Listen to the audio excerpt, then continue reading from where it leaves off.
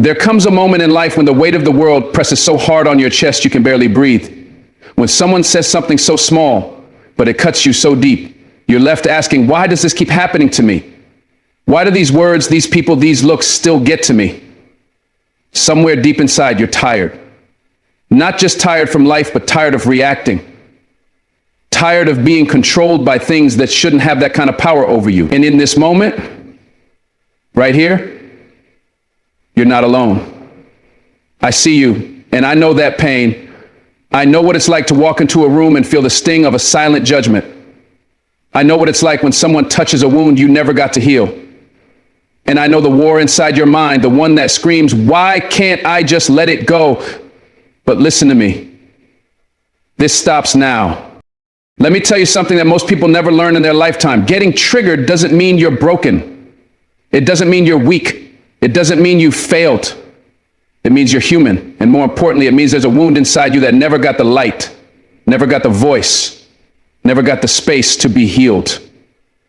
You see, we live in a world that tells you to be strong, to keep moving, to bury the pain deep enough so no one sees it. But what they never tell you is that the pain you bury grows roots.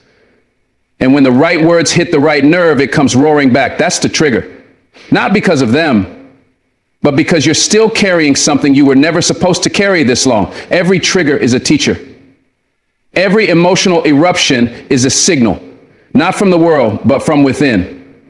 And until you stop running from it, you will always be controlled by it. That's the part that breaks you down. Not what they did, but what you haven't healed. Not who hurt you, but what that moment taught you to believe about yourself. So you find yourself getting triggered again, out of nowhere. A tone in someone's voice reminds you of someone who disrespected you. A comment in a meeting makes you feel small. Someone ignores you and suddenly you're 6 years old again, wondering why you were never enough. That's what triggers do. They don't lie. They show you exactly where you were hurt and never fully recovered. They bring the past into the present, not to punish you, but to wake you up. You're not crazy. You're not weak. You're unfinished. That wound, that fear, that insecurity you've been dragging around for years, it's screaming for your attention.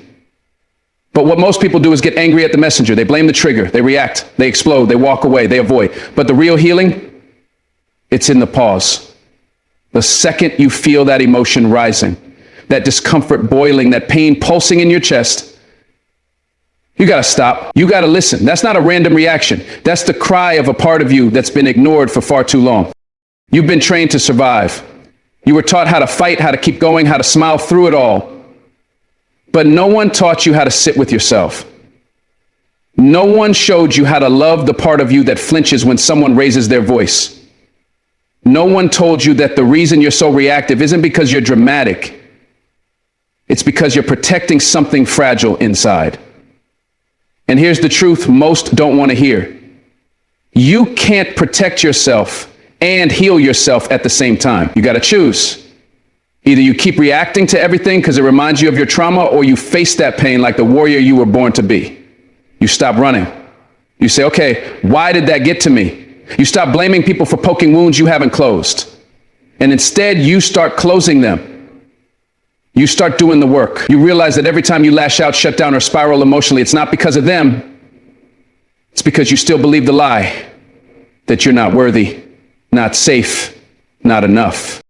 Think about it. If someone said the same thing to a healed person, they'd shrug it off. But when you're still carrying pain, that same sentence feels like a knife. That's not weakness. That's an invitation. Triggers are not random. They are perfectly designed mirrors. They reflect the exact parts of yourself that are still in pain, still uncertain, still afraid. And if you spend your whole life blaming everyone who reflects that mirror, you never get to know who you really are without the pain. And listen, I know it hurts. I know it's easier to snap back, to defend yourself, to shut down before someone can get too close. But healing demands that you do the opposite. It demands courage. The kind of courage that says, I'm going to sit in this discomfort until I understand it. The kind of courage that's not loud, not dramatic, but patient and raw and brutally honest. Because the only way to break free from your triggers is to stop letting them drive your life. Triggers lose their power the moment you stop running from them. That person who criticizes you, suddenly their words don't shake you anymore. That silence you used to fear, it becomes your peace. That rejection you thought would destroy you, it becomes redirection. But that only happens when you do the inner work. When you ask yourself the real questions. What wound is this touching? What story am I believing right now? And who told me that story? Because here's what happens. Someone hurt you long ago. Maybe it was your parents. Maybe it was a friend. Maybe it was someone you trusted. And you internalized that pain. You made it mean something about your worth. And now, years later, when someone presses that same button, all that pain floods back. But it's not about them. It's about what's unresolved. So you go back, not to relive it, but to you rewrite the story. You teach that part of you a new truth, that you are not that wound. You are not that version of yourself anymore. The reason so many people stay stuck is because they confuse triggers with identity. They think this is just who I am. I'm just emotional. I'm just reactive. No, you're not just anything. You are not your reactions. You are not your trauma. You are not your worst day. You're a soul that's been through some things, and those things left scars. But scars are not signs of weakness. They're proof that you've survived. And now it's time to stop surviving and start healing. When you say they triggered me, what you're really saying is there's a part of me that still needs love. That's the shift. That's the transformation. It's not about avoiding pain forever. It's about becoming so emotionally aware, so healed, so grounded that the pain no longer controls your voice, your energy, your actions. You don't flinch when life gets loud. You breathe. You respond with wisdom, not wounds.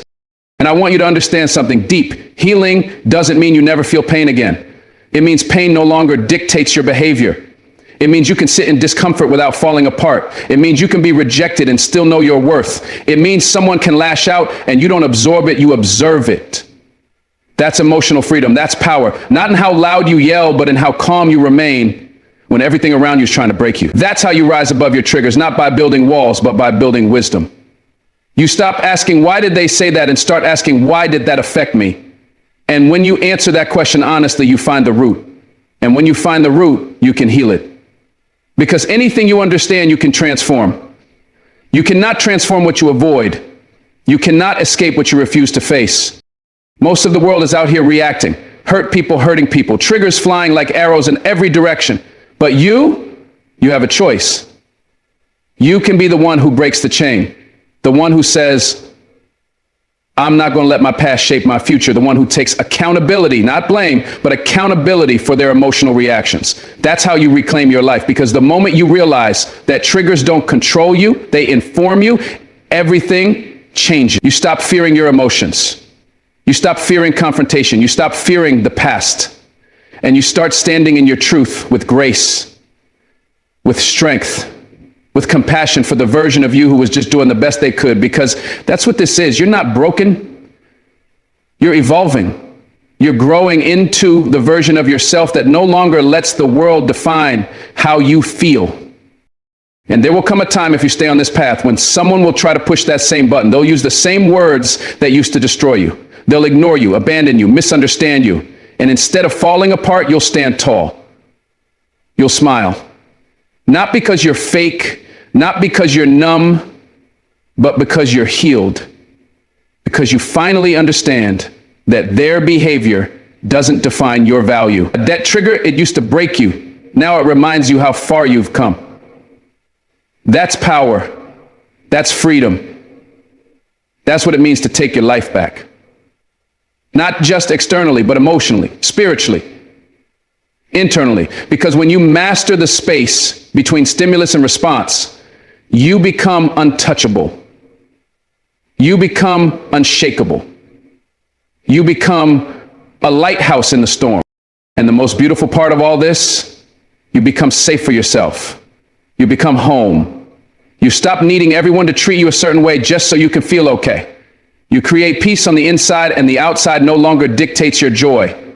You stop living in defense. You start living in alignment. You walk into rooms and no longer scan for danger. You bring peace with you. And when life tries to trigger you, when it tries to drag you into old patterns, you remember the truth. That trigger is not a threat. It's a signal. It's a sign that you are ready to go deeper, to grow stronger, to love yourself more fiercely than ever before. That is how you stop getting triggered forever. not by avoiding the pain, but by owning it, healing it, and transforming it into wisdom. That's the path. That's the breakthrough. That's your power. You're stuck, not because you're broken, but because you keep feeding the past more than the future. You keep breathing life into memories that no longer serve you. Every time you sit in silence and replay what they said, how they left, what they did, you're choosing to relive a pain that was only meant to teach you once. But you replay it 1,000 times, hoping the outcome will change. It never does, and never will. The more you feed it, the more it owns you. And here's the part nobody wants to admit. Some of us have gotten so used to the pain, we don't know who we'd be without it. The past becomes an identity, a comfort zone. But comfort isn't peace. Familiar doesn't mean free. Just because you've lived there emotionally doesn't mean it's your home. The future is calling you, but you're too busy having conversations with ghosts. People who are no longer here, moments that no longer exist, wounds that are already scarred. And the scary thing, that past you keep feeding will rob your future blind. It steals your energy, your hope, your direction. And you won't even notice until one day, the future is a stranger and the past is your prison. Some people aren't addicted to the past because it was good. They're addicted to the certainty of it. They know how the story ends, even if it ends in heartbreak, rejection, betrayal. They've seen it before, and that predictability gives them a sense of control. That's why they keep going back emotionally and mentally to situations that are long over. You scroll through old messages. You revisit conversations in your mind, prove you talk about what happened more than what could happen next. That's emotional starvation. You're feeding something that cannot grow. A memory can't expand. It can only replay. And your mind, it's like a projector. Whatever reel you put in, it'll play. So if you keep inserting the past into the lens, don't be surprised when your future looks just like it.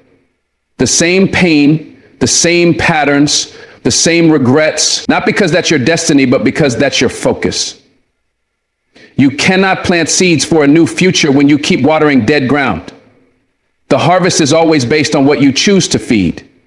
Your focus is your food, and if all your emotional nourishment is coming from yesterday, don't be surprised when tomorrow is empty. When you keep feeding the past, you unknowingly starve the person you're becoming. You deny them sunlight, silence their voice, ignore their potential. You see, every day you wake up is a vote for who you could become. But when you give your energy to who you were, you cancel that vote.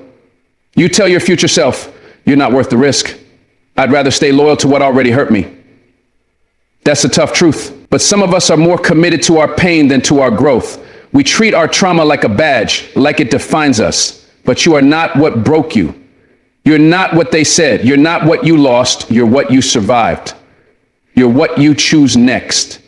And when you finally stop feeding that old version of you, when you stop giving it attention, obsession, energy, you free yourself to evolve. The truth is, the past will always offer you a seat. It'll whisper, remember me? You were safe here. You knew what to expect here. But if you sit there too long, you'll forget what it feels like to dream. You'll forget that you're allowed to start again. You'll forget that tomorrow is yours to shape, not relive. One of the most dangerous things you can do is let your yesterday dictate your self-worth. You went through things, yes. You were lied to, betrayed, maybe even abandoned. But if you're still looking at yourself through the eyes of those who hurt you, then you're still living in their version of your story. You've outgrown that chapter, but you're still quoting it. Still believing the lines. Still thinking if only I was better, they would have stayed. But the truth is, their behavior never determined your value. Their love, or lack of it, was not a measurement of your worth. But the more you feed that old perspective, the more you anchor your identity to someone who never saw you clearly in the first place. That's the trick of the past. It distorts your vision. It convinces you that because something hurt back then, it has the right to live inside your head now. But your mind was not designed to be a museum for pain. It was built to be a workshop for possibility. So take the lesson, honor the growth, but stop letting the echo of old voices define the sound of your future. They had their chance, now it's your turn.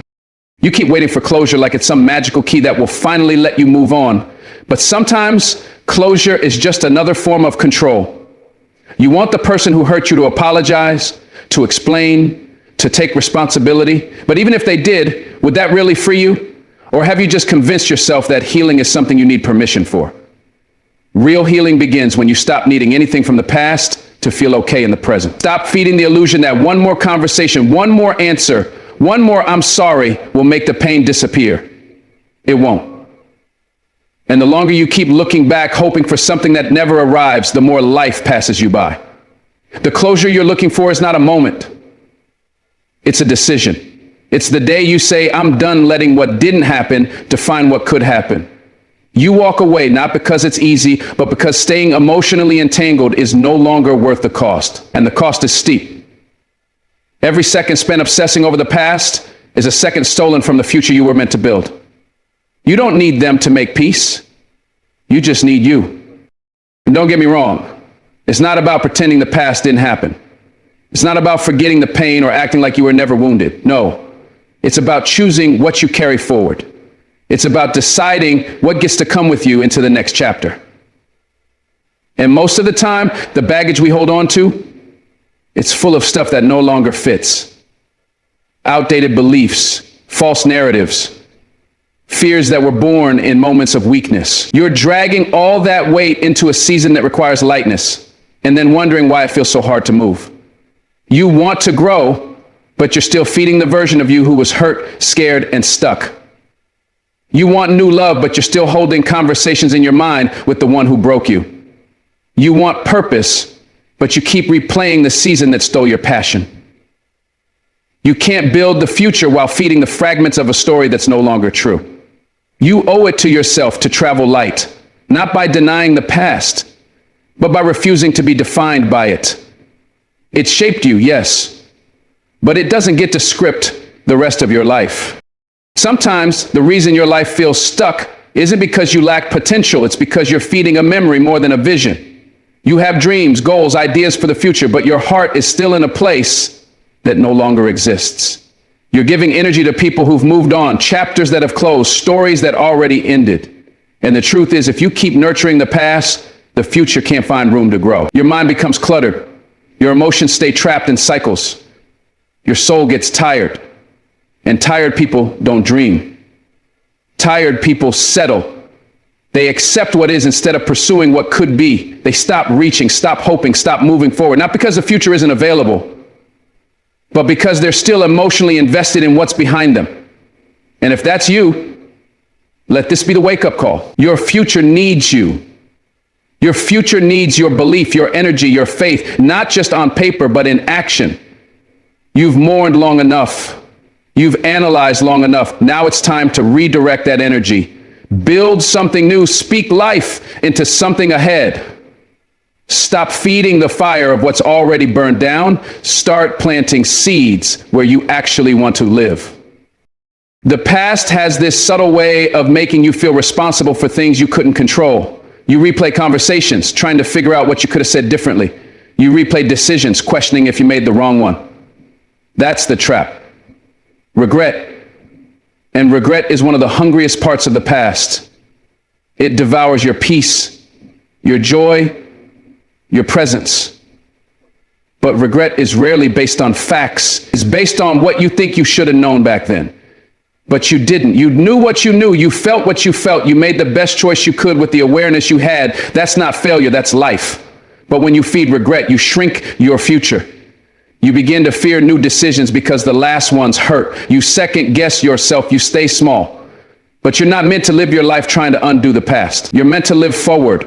You're meant to use the wisdom, not worship the wound.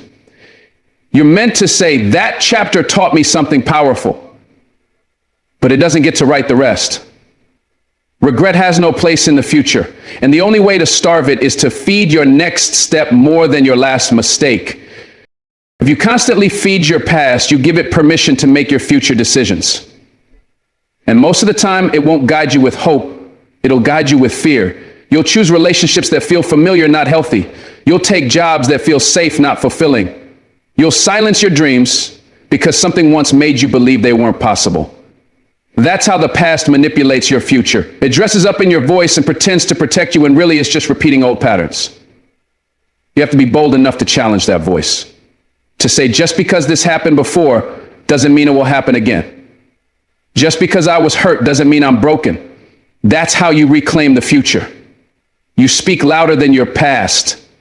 You feed yourself new truths, new beliefs, new habits. And over time, the voice of the past gets quieter, not because it disappears, but because it's no longer being fed. It fades, it loses power. And you begin to realize that the future isn't some far-off mystery. It's the result of what you choose to believe about yourself today. Choose wisely, choose forward, choose life. You have to understand your energy is currency, and wherever you spend, it grows. So if you keep emotionally investing in old arguments, old failures, old wounds, then that's what you're going to feel every day. You'll wake up exhausted, not because of what's in front of you, but because of what's still inside of you. You'll feel heavy without knowing why. That's emotional debt. You're paying interest on things that should have been paid off years ago. So ask yourself, who's still getting access to your thoughts? What memory still has you on a leash? What version of yourself are you still trying to fix when the truth is you've already outgrown it? You don't need more time. You need a shift in focus. You need to stop feeding the story of what was and start authoring the story of what will be. You are not stuck. You are standing in front of an open door, staring backward, and the only thing holding you there is a belief that the past deserves more of you than the future. It doesn't. It never did. Walk forward. And if the past tries to whisper your name, let your silence be the response, because you're done feeding ghosts. Let me tell you something straight. If you continue letting other people's opinions define who you are, you will never truly know yourself. You'll spend your whole life reacting to their thoughts, their judgments, their validation, and you'll become a reflection of their expectations, not your own truth. The world is filled with people who think they know what's best for you, but the truth is, most of them barely understand themselves, and yet we hand them the power to shape our identity. It's like walking around with your soul exposed, waiting for someone else to dress it. Why? Because deep down, many of us crave approval more than authenticity. We want to be accepted so badly that we lose the essence of who we were born to be. And when you do that, when you hand over your identity to someone else's opinion, you become a prisoner in your own life. You need to understand that people's opinions are not gospel. They're not facts. They're shaped by their own wounds, insecurities, fears, and upbringing. Someone may call you too much because they were raised to play small. Someone might label you selfish because you finally chose your peace over pleasing them. People don't always see you clearly. They see you through the lens of their own experience. So if you allow their opinions to carve out your identity, you're not being seen. You're being misunderstood and misdefined. And the more you listen to them, the more you abandon yourself. You start shrinking your light to make others comfortable. You question your voice, your choices, your purpose. All because someone who hasn't walked a single step in your shoes had something to say about your path. There comes a point when you have to wake up and ask, who am I without the noise? That's when the healing begins. Because the truth is, you were not born to be someone else's project. You were not sent here to live in fear of criticism or in hunger for approval. You were born to express, to expand, to evolve on your terms. But to do that, you have to cut the invisible strings that tie your self-worth to what others think of you. You have to be willing to disappoint some people in order to be true to yourself. That's not selfish. That's necessary. Every time you silence yourself for the sake of being liked, you lose a piece of your soul. And piece by piece, you become a stranger to yourself. The hardest part is that many of us were raised in environments where love was conditional. You were rewarded for obedience and punished for being different. So you learned early on that approval equals safety and rejection equals danger. That childhood conditioning follows you into adulthood. You find yourself chasing validation the same way a child chases affection. But you're not a child anymore. You don't need permission to be yourself. You don't need a round of applause to feel worthy. You are allowed to stand tall in your truth, even if no one claps. Real growth happens when you no longer need anyone to understand you, because you finally understand yourself. And let me be real with you. People will judge you no matter what. Whether you play it safe or take risks, whether you speak up or stay silent, someone will always have something to say. So why not choose authenticity over approval? Why not live in a way that feels aligned with your soul instead of trying to fit into someone else's mold? The people who are meant for you will find you when you're real, not when you're pretending. And the ones who leave, let them. Their exit is just making space for something better. But you'll never find out what that is if you keep contorting yourself to please everyone around you. Detaching your identity from other people's opinions isn't about becoming cold or indifferent. It's about becoming free. It's about knowing who you are so deeply that outside voices can't shake your foundation. It's about having the courage to say, I hear your opinion, but I choose my own truth. And let's be honest, that takes guts, because going against the crowd feels lonely at first. But over time, it becomes empowering. You begin to realize that the only validation you ever truly needed was your own. The more you listen to yourself, the clearer your path becomes. And the clearer your path, the less noise matters. Think about how much energy you've wasted trying to be liked. Think about how many opportunities you've passed up because you were afraid of being judged. Think about all the times you watered yourself down, held your tongue, or said yes when you wanted to scream no. All because you didn't want to be seen in a negative light. But here's the truth. Not everyone is supposed to like you. Not everyone is capable of seeing your value, and that's okay. Your worth is not up for debate. You are not here to convince, to prove, or to explain yourself endlessly. You're here to live fully, boldly, and honestly. And once you begin to detach your identity from others' opinions, something shifts. You begin to feel lighter. You begin to move differently. You start asking different questions. Not will they like this, but do I like this? Not will they judge me, but will I regret not trying? That shift is the beginning of self-respect. That shift is the return to your power. You stop looking outward for direction and start tuning inward. You trust your own voice more than the noise around you. And when that happens, when your inner world becomes louder than the outer one, there's no limit to who you can become. You'll notice something else too. People respect you more when you're not trying to please them. When you stand in your truth, even if it's unpopular, people sense your strength. They may not agree with you, but they'll recognize that you're rooted. And those who don't, they weren't meant to walk with you anyway. You were never meant to be understood by everyone. Some people will misunderstand you no matter how carefully you speak. Some will dislike you no matter how kind you are. And some will leave no matter how much you give. That's life. But if you keep your identity rooted in their reactions, you will always be lost in their chaos. So today, make the decision to come back home to yourself. Drop the mask. Release the weight. You don't owe anyone a watered down version of you. The world doesn't need more copies, it needs more originals. You don't become free by being liked, you become free by being real. And the more real you become, the more peace you'll find. Not because life gets easier, but because you stop living for everyone else. You start living for truth, for purpose, for authenticity. You start walking with clarity instead of confusion.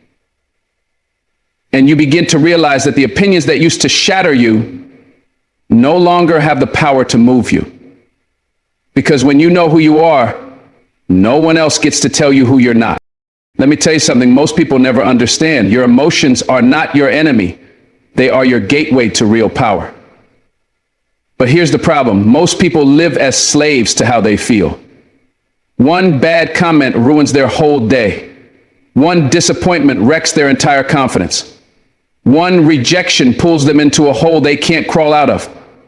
And the truth is, when you allow your emotions to control you like that, you've already given away your power. You're not living, you're reacting. You're not choosing, you're surviving. But the moment you decide to master what's going on inside of you, that's the moment everything changes. Because real strength isn't about having everything together on the outside. It's about staying grounded when everything around you is falling apart. When life hits, and trust me, it will hit hard, emotional mastery is the only thing that will keep you standing. It's not about suppressing how you feel. It's about understanding what you feel, why you feel it, and choosing how to respond in a way that aligns with your higher self, not your momentary frustration. See, emotional mastery doesn't mean you never feel pain. It doesn't mean you never feel anger, sadness, jealousy, or fear. It means you don't let those emotions run your life. It means you don't allow a bad moment to turn into a bad mindset. You don't allow a temporary setback to turn into a permanent identity. Most people are so reactive that their emotions dictate every decision they make. They quit because they feel discouraged. They lash out because they feel misunderstood. They give up on relationships, goals, dreams, all because they never learn how to regulate what's happening inside. And that's dangerous. Because when you can't control your emotions, someone else always will. That means you'll be manipulated by praise, by criticism, by fear, by love, by anything that pokes your emotional wound. That's not freedom. That's emotional slavery. Mastering your emotions is choosing your power back, one breath, one thought, one moment at a time. Let's be real. Some of the most dangerous people are not the loudest or the strongest, but the calmest. The ones who know how to hold themselves when the world tries to break them. That calm, that stillness, that's power. That's a man or woman who refuses to let outside chaos destroy their inner peace. And make no mistake, the world will test you. People will push you. Life will present you with moments where everything in you wants to explode, to react, to run. But emotional mastery teaches you how to pause, how to breathe, how to choose response over reaction. That pause is your weapon. That breath, that's where your authority lives. When you can stay steady in a storm, you become untouchable in a world full of chaos. You become that one person who doesn't lose control when everyone else is panicking. And people notice. You gain respect not because you demand it, but because you earn it with your discipline, with your restraint, with your presence. That is what leadership looks like. You ever wonder why the most successful people in the world prioritize their mindset above everything? It's not because they never feel fear or doubt. It's because they've learned how to feel it and keep moving anyway. That's emotional mastery. It's the ability to be scared and still take the shot, to feel pressure and still show up, to get disappointed and still believe. That doesn't make you fake, that makes you powerful. People think emotions are either supposed to be expressed or suppressed, but there's a third option, processed. Process your emotions. Don't bury them and don't dump them. Learn to sit with your anger long enough to hear what it's trying to teach you. Learn to befriend your sadness without letting it define you. Emotional mastery is emotional intelligence in action. It's walking into the fire of your feelings, learning from it, and walking out refined, not burned. Because emotions are messengers, not masters. You are not meant to obey every feeling that crosses your heart. You are meant to understand it, grow from it, and rise above it when needed. So many people stay stuck because they wait to feel strong before they move. They wait to feel motivated before they act. But real power isn't about waiting. It's about commanding. You command your focus. You command your energy. You command your mind. You wake up in the morning and decide what kind of day you're going to have. Not because life is perfect, but because you are done being a victim to your feelings. You choose to lead your emotions like a captain leads a ship, not get tossed around by every emotional wave. That's what separates people who live with intention from those who live in reaction.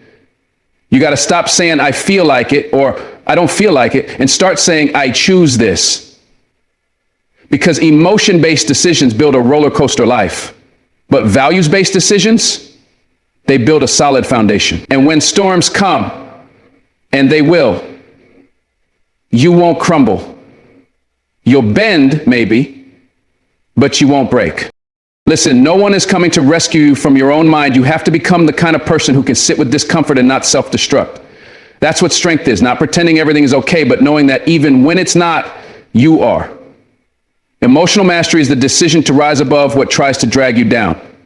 It's waking up with anxiety and choosing courage anyway. It's getting betrayed and choosing to love again. It's falling and getting back up, not just physically, but emotionally. You have to train your nervous system like a warrior trains for battle. Learn to breathe when you're triggered. Learn to slow down when you want to rush. Learn to stay present when your mind wants to escape. This isn't fluffy self-help talk. This is survival. This is how you stop burning bridges, sabotaging dreams, ruining good moments with bad moods. You become responsible for your internal world, so no one else gets to control it for you. And don't confuse emotional numbness with mastery. That's avoidance, not strength. True emotional power is being able to feel deeply and still stand firm.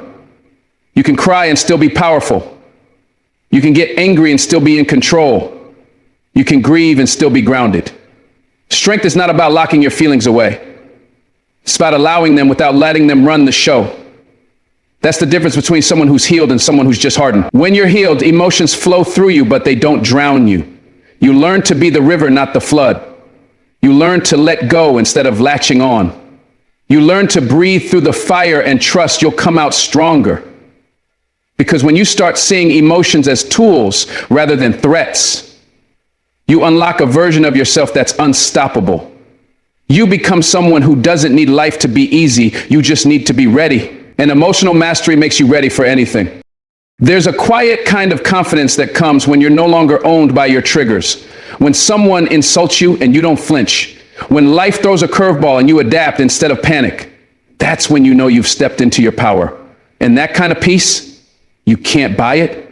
You can't fake it. You have to earn it. Day by day, breath by breath, moment by moment. Emotional mastery isn't a switch you flip. It's a skill you build. And like any skill, it comes from repetition, from failure, from learning, from getting back up. It comes from asking yourself better questions. What am I really feeling? What do I really need? Who do I choose to be in this moment? That kind of self-awareness is what builds resilience. It's what makes you unshakable. Not because you don't feel, but because you finally know how to feel without falling apart. You see, emotional mastery isn't just about handling hard moments. It's about reclaiming your life. Because when you're no longer reacting all the time, you finally have the space to create. You can build relationships based on truth instead of fear. You can go after dreams without getting paralyzed by doubt. You can show up for yourself and others without losing your balance. That's the life you deserve. Not a life dictated by the highs and lows of your feelings, but a life led by the clarity of your inner strength. You become trustworthy to yourself. You become a safe space, not just for others, but for your own soul. And that right there is the definition of power. Not loud, not flashy, but steady, focused, unbreakable. Most people spend their entire lives reacting to pain they never took the time to understand. They walk around with broken hearts, wounded souls, and shattered trust, covering it all up with a smile, pretending they're okay. But the truth is, you can't outrun what lives inside of you. You can't hide from the root of your pain by distracting yourself with noise, with work, with relationships, or with fake positivity. You can't numb it with scrolling, with busyness, with pretending you're strong when inside you're barely holding on. Because sooner or later, life will press on that wound. Someone will say something, do something, and suddenly you'll snap, not because of what they did, but because of what you never healed.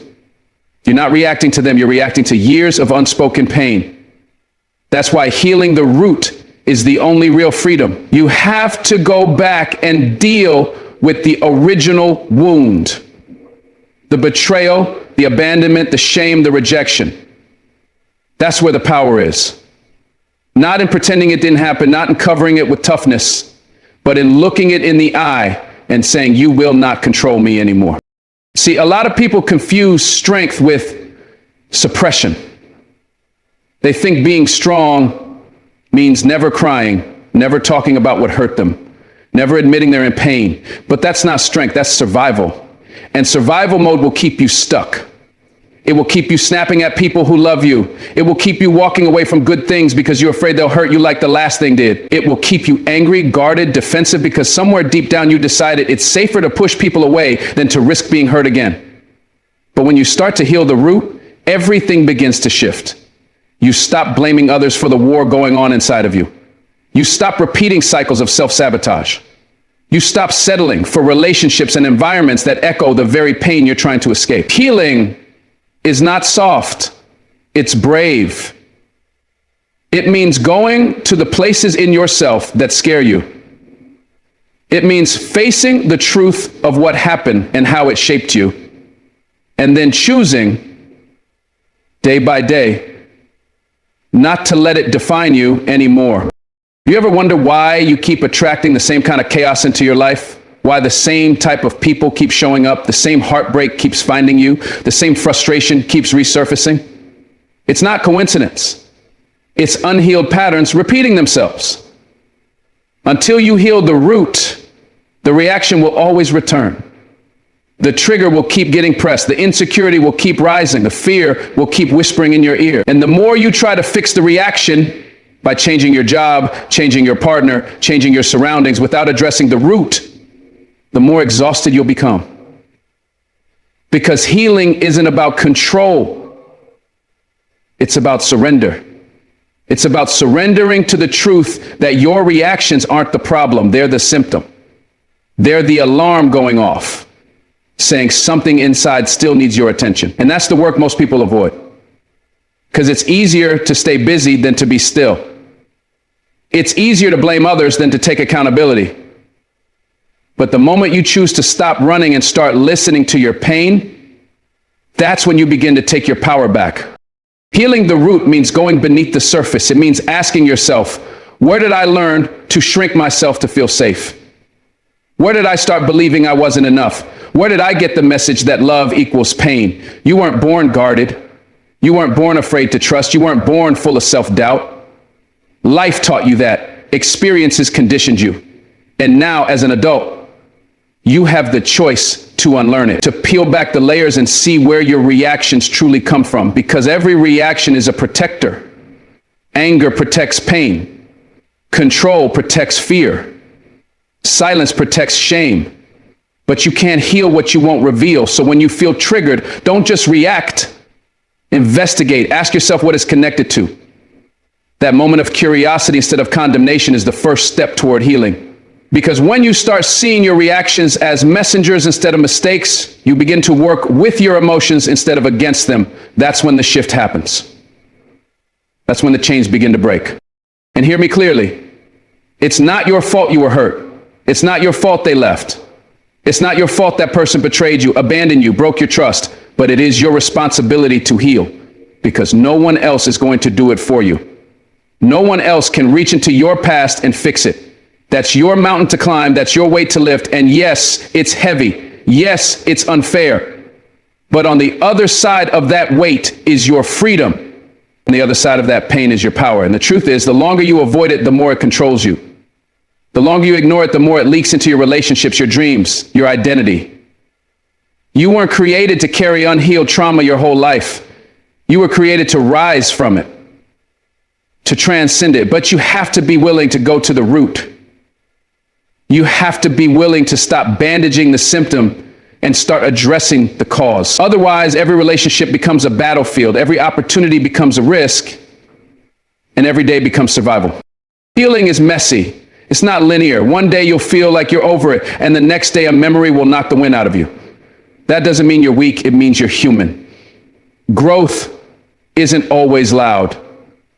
Sometimes it's in the quiet moments, when you choose not to respond the way you used to. Sometimes it's in catching yourself mid-matter and deciding, not this time. It's in setting a boundary where you used to tolerate disrespect. It's in choosing rest where you used to hustle for validation. That's healing. It's not always fireworks. It's slow, intentional transformation. It's becoming aware of the things you used to ignore. It's noticing how your body tenses when you're around certain people. It's recognizing that your anxiety isn't random. It's your nervous system still stuck in survival mode. But the more you return to the root, the more you speak to it with compassion instead of criticism, the more you rewire, the more you rebuild, the more you reclaim who you were before the world tried to tell you who you had to be. And understand this. Healing doesn't mean the memory goes away. It means the memory no longer controls you. It means you can think about what happened without collapsing inside. It means you can look at your past and feel strength instead of shame. That's what healing the root gives you. It gives you ownership over your story. Not as a victim, but as a survivor. As someone who didn't just go through the fire, but came out refined. When you heal the root, you stop repeating the pain. You stop bleeding on people who didn't cut you. You stop holding others responsible for wounds they didn't cause. That's what maturity looks like. That's what growth demands. And no, it's not easy. It's not comfortable, but it's necessary if you want peace. Because peace doesn't come from avoiding pain. It comes from facing it head on and saying, I'm not scared of you anymore. That's when peace moves in. That's when you stop reacting and you start responding. You don't need to fix yourself. You need to find yourself again. Beneath the trauma, beneath the scars, beneath the layers of defense you built just to survive. There's a version of you that was whole, unafraid, bold, and fully alive. Healing the root is about remembering that version and giving them permission to return. It's about realizing you were never broken. You were burdened. And when you begin to lay those burdens down, you become light again. You become soft without being weak, open without being naive, strong without being hard. That's the balance healing brings. You begin to see yourself not through the lens of pain, but through the lens of purpose. You begin to understand that everything you went through didn't destroy you. It developed you. But you can't access that truth until you stop patching up surface wounds and start going deeper. Not to stay there, but to clean the wound from the inside out. That's where lasting change comes from. That's where peace is born. The person who heals the root becomes unstoppable. Because now their reactions don't own them. Their triggers don't trap them. Their emotions don't hijack them. They respond with intention, with clarity, with wisdom. And that kind of presence, it changes everything. It changes how you love, how you lead, how you show up for your life. You stop needing to be right all the time. You stop needing to win arguments. You stop needing to prove your worth because you know who you are. And more importantly, you know why you are. Healing the root grounds you. It gives you access to a power that isn't reactive, it's responsive. It's rooted. And when you're rooted, storms don't shake you. Noise doesn't distract you. People don't define you. That's where your freedom is, not in avoiding pain, but in confronting it, healing it, and rising above it. You weren't born to react your whole life. You were born to lead it.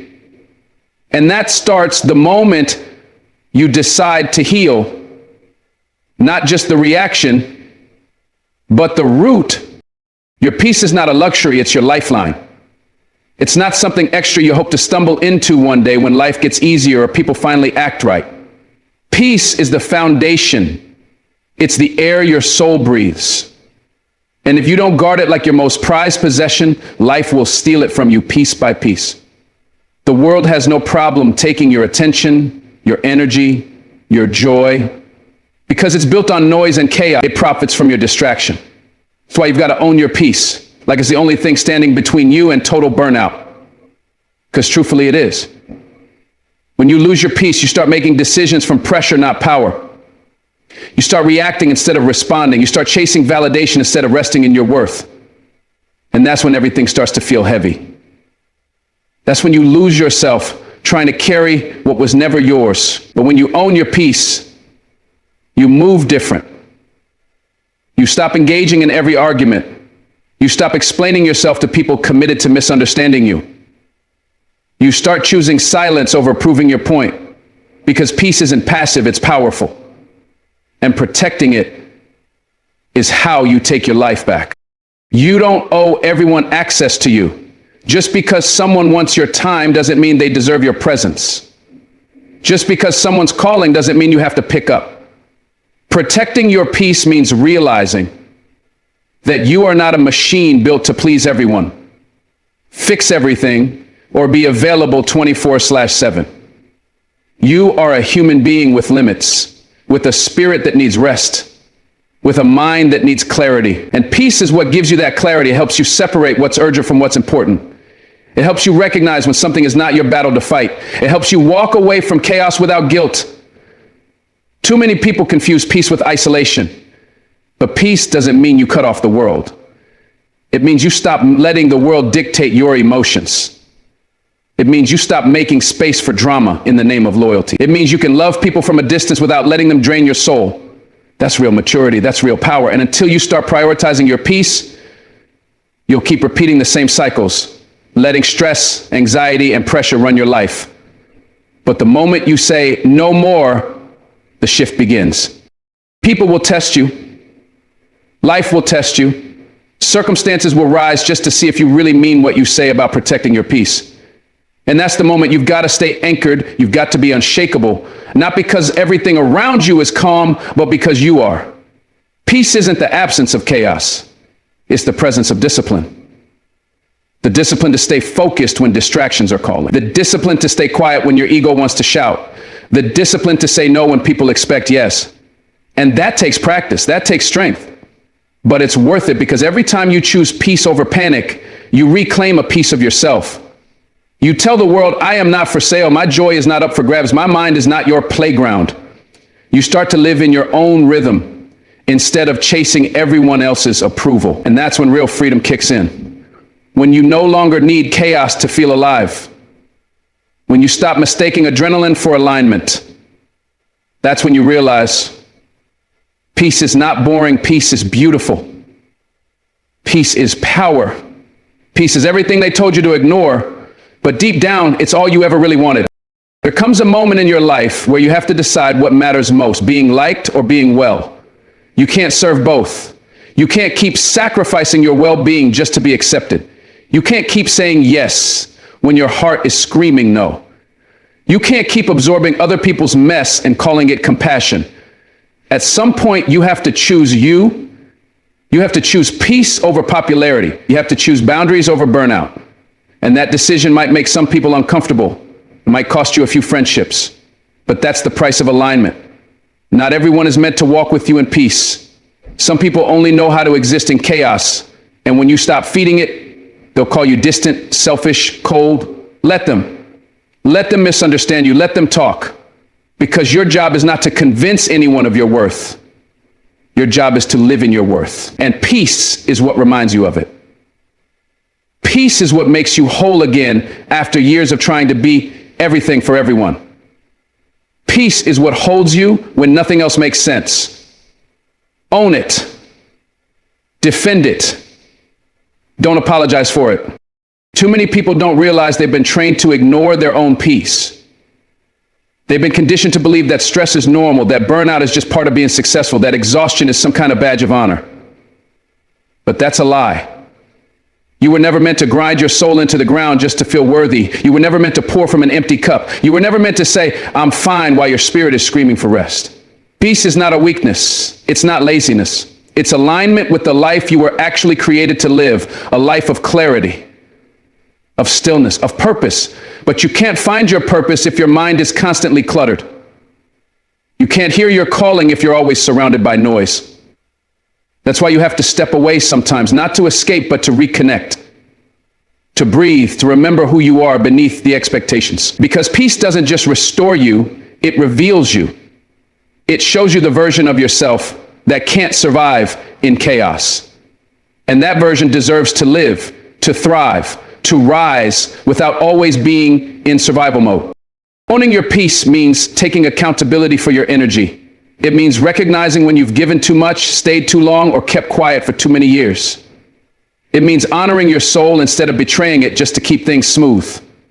How many times have you silenced yourself to avoid conflict, only to create a storm inside your own heart? How many times have you carried someone else's weight while your own life fell apart? That's not peace. That's people pleasing, and it will drain you dry. Real peace requires courage. Courage to speak your truth. Courage to walk away when your spirit says this isn't home. Courage to say I deserve better without needing everyone to agree. And when you start moving with that kind of inner authority, everything changes. You stop begging for love. You stop chasing closure. You stop performing for people who can't see your value, because peace shows you what matters. Peace silences the noise long enough for you to finally hear your own voice again. And that voice, it's been waiting for you to stop running. It's been waiting for you to come home to yourself. The most dangerous thing you can do is normalize dysfunction. The moment you start accepting chaos as your constant, you've already started losing pieces of your peace. You stop recognizing the red flags. You stop listening to your intuition. You start calling survival strength when deep down you're just tired. Peace brings back your discernment. It gives you space to think clearly. It gives you the room to pause and ask, is this really serving me? Or am I just used to it? And those questions, those are sacred. They open the door to healing. But you can't ask them if you're constantly rushing, reacting, pleasing, performing. That's why stillness is so important. That's why silence is holy. In silence, truth speaks. In stillness, healing starts. That's where peace plants its roots. And once it takes root, it begins to grow in every area of your life. You start to choose slower mornings, softer conversations, stronger boundaries. You start treating your energy like it's expensive, because it is. And anything that costs your peace is too damn expensive to keep entertaining. When you understand that, your life changes, because you finally realize your peace isn't just important, it's sacred. Let me tell you something. When you fully own your peace, you stop asking for permission to be okay. You stop waiting for the world to calm down before you choose to rest. You stop tying your peace to your circumstances and start anchoring it within. That's the real game changer. Because now, no matter what's happening around you, you stay steady. You stay present. You stay rooted in a deeper kind of knowing that says, no matter what I face, I can return to me. And that's what peace is. It's a return to wholeness, a return to authenticity, a return to God, to breath, to balance. It's the most powerful place you can live from, because it's not based on what you have. It's based on who you are. And when you live from that place, you become unstoppable. Not loud, not aggressive, grounded. That's the kind of strength no storm can shake. That's the kind of presence that shifts atmospheres. And that's what the world needs more of. Not more noise, more peace, more grounded souls who walk into chaos and don't absorb it, because they've learned to carry stillness wherever they go. The day you start protecting your peace like it's your only asset is the day you stop entertaining what threatens it. You stop negotiating with your peace just to feel needed. You stop letting guilt guide your choices, and you start living with intention. Every no becomes an act of self-love. Every boundary becomes a shield against burnout. Every moment of silence becomes a prayer. Peace teaches you that not everything deserves your reaction. Not everyone deserves your explanation. Some things just need to be released. Some people just need to be loved from afar. And some seasons require you to be alone. Not because you're broken, but because solitude is how peace repairs what chaos destroyed. When you grasp that, you don't fear loneliness anymore. You don't run from quiet. You welcome it. You honor it. Because in that space, you become whole again. And when you're whole, you stop looking for the world to complete you. You stop letting chaos define your identity. You start leading your life, not surviving it. That's the power of peace. Own it, protect it, and never give it away cheaply. At the heart of everything we've discussed lies one undeniable truth. Your peace is not optional. It's not a bonus you receive when life decides to be kind. It's not something you earn by pleasing people or proving your worth. Your peace is a sacred asset, and it must be treated as such. Life will always present distractions, chaos, and people who thrive in noise. But you have the power to choose differently. You have the right to step back, to create boundaries, to say no without guilt. You are not obligated to carry every burden or fix every broken thing around you. Peace is not found in constant activity, but in mindful stillness, intentional choices, and honoring your soul's voice over society's demand. When you learn to protect your peace, you begin to live from a place of clarity. You stop reacting to everything that doesn't deserve your energy. You stop allowing temporary emotions to create permanent damage. You learn to value silence, to retreat not as an escape, but as a reset. You understand that real strength isn't loud.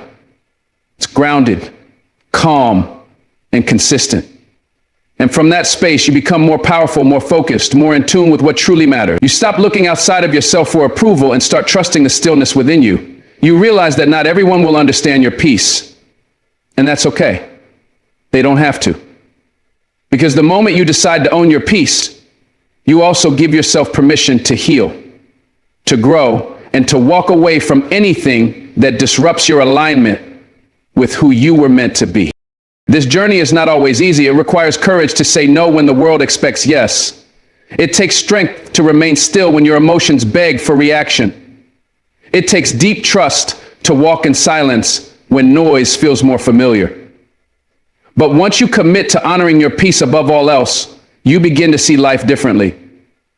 You stop chasing, you start attracting. You stop forcing, you start flowing. You begin to rise. Not through striving, but through surrender. And that's when you realize the peace you were searching for was never in the world.